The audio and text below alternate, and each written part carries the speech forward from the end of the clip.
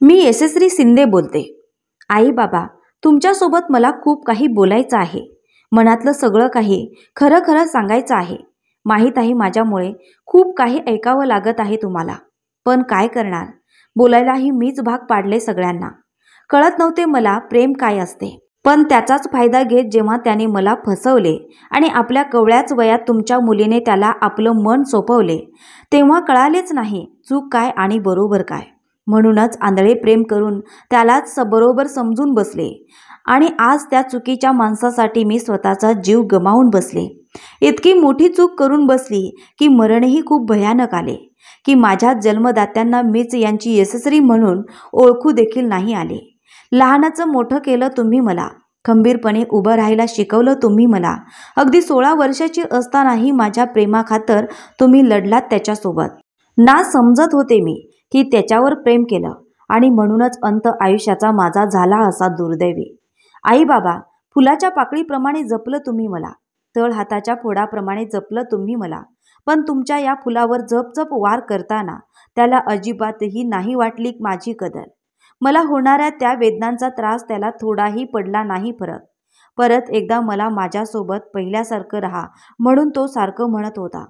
आपण आता लग्न करूया म्हणत होता. पण मला मात्र कवळ्या वयातील ती चूक पुन्हा करायची नव्हती. आंधळं प्रेम करून विश्वास मला ठेवायचा नव्हता. माझ्या आईबाबांचा विश्वास मोडून परत एकदा प्रेमात पडायची चूक करायची नव्हती. म्हणून तोंडावर नकार दिला. नव्याने आयुष्याला सुरुवात करूयात म्हणून समजावले. पण त्याने मात्र माझ्या असली फोटोवरून मला धमकावले. स्वतःला तेव्हा त्याला सोपवण्याची चांगली शिक्षा मला मिळाली. पण मला बदनाम करण्याची त्याने चांगलीच तयारी केली होती. खूप दिवसांचा हा त्रास सहन करत होते. एकटी जाऊन फोनवर त्याच्यासोबत बोलत होते. रोज रोज मरण यातना भोगत होते. तुम्हाला हे सगळं सांगून त्रास द्यायचा नव्हता. म्हटलं आपण आता मोठं झालोय म्हणून एकटीला सगळं कोडं सोडवायचं होतं. त्याच्यापासून पूर्ण स्वतःला अलिप्त करायचे होते. म्हणून त्या दिवशी माझे फोटो डिलीट करून त्याला समजावून शेवटचा काहीतरी निर्णय घेऊन टाकू म्हणून गेले. पण मला काय माहीत माझ्याच आयुष्याचा शेवट होईल. मी मोठी झाले आहे हा समज माझा चुकीचा ठरला. काश तुम्हाला सगळे काही सांगितले असते. काश त्या दिवशीही तुम्हाला सोबत घेऊन तेथे गेले असते, तर आज मी तुमच्या सोबत असते. आज वाटत आहे की काही महिन्यांपासून होणारा हा त्रास तुम्हाला न सांगून मोठी चूक केली मी. व प्रेम तर खूप केले होते खरे मी त्याच्यावर. त्याने तर शरीरावर फक्त जखमा सोडल्या. वेडापिसा होऊन माझा अंत केला. इतकं भयानक मरण दिलं की तेव्हा समजलं आई वडील काय असतात. त्याचं प्रेम काय असते. त्याची तर ती वासना होती, क्रूरता होती. प्रेम भंग झालं म्हणून एक बदला होता. माझे शरीर कापताना एकदाही नाही थरथरले त्याचे हात. मी मात्र मरत होते. पण फक्त तुमचीच आठवण काढत होते की फक्त तुम्हीच आहात ज्यांनी निस्वार्थ माझ्यावर प्रेम केलं. कुठलीच अपेक्षा न ठेवता माझ्यावर प्रेम केलं आणि मीच तुमच्या प्रेमाचा विश्वासघात केला. मला माफ करा आई बाबा, मला माफ करा. खरं तर तुम्हाला त्रास होईल त्या मार्गाला आता परत कधीच जायचे नव्हते. तुम्हाला माझी काळजी लागून राहिली हे बघायचे नव्हते मला. रोज मरत होते मी. काहीतरी निर्णय घ्यायचाच होता म्हणून भेटले त्या नराधमाला.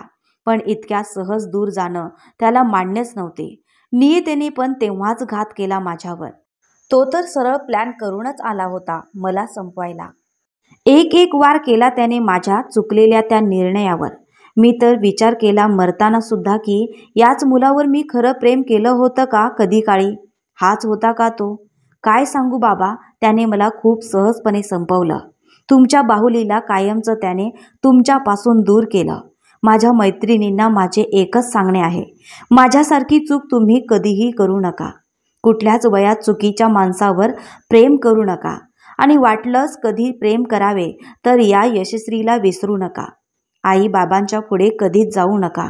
त्यांच्या नजरेआड कधीच काही करू नका. वाटलंच कधी काही चुकीचे होत आहे तर सगळ्यात आधी त्यांना सांगा. कारण पूर्ण दुनिया इकडची तिकडे करतील ते तुमच्या सुखासाठी, पण तुम्हाला इजा होऊ देणार नाही. आज जी चूक मी केली आहे ती तुम्ही करू नका. चुकीच्या मुलावर प्रेम करू नका. आई वडिलांची मान झुकेल असे काही करू नका. माझ्या कर्माची शिक्षा मी भोगली माझ्या अंताने.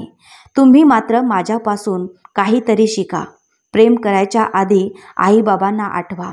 दुसरीकडे प्रेम झालं तर माझ्यासारखे नको व्हायला, म्हणून जात धर्म पडताळा.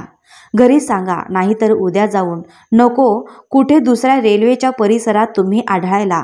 मी चूक केली, तुम्ही या चुकीपासून काहीतरी शिका, म्हणजे झालं. आता आई बाबा त्याला फाशीची शिक्षा मिळणार, मला न्याय मिळणार, पण तुमची यशस्वी परतून कधीच नाही येणार. एक तारा बनून नेहमी तुमच्या सोबत राहणार. तुमची ही गोड सोनपरी, तुमचीच कधीच व्यक्त न झालेली यशस्वी.